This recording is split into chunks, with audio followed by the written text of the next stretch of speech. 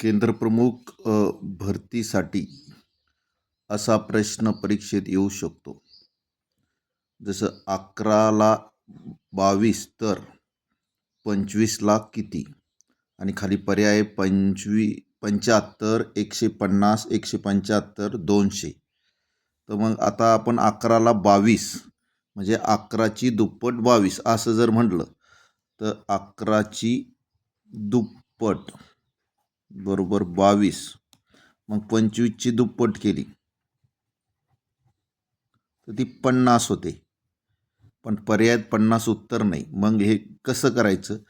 तर 11 या अंकाची बेरीज केली. 1 अधिक 1 बरोबर 2 आणि 11 बेरीज करून हे 11 गुणिले आलेली बेरीज 2 म्हणजे याचा गुणाकार करायचा. 11 दुने 22.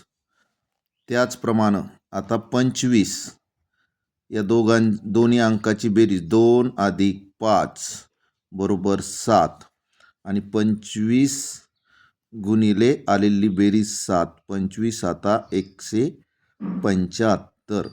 म्हणजेच याचं उत्तर आलं पर्याय नंबर 3 175.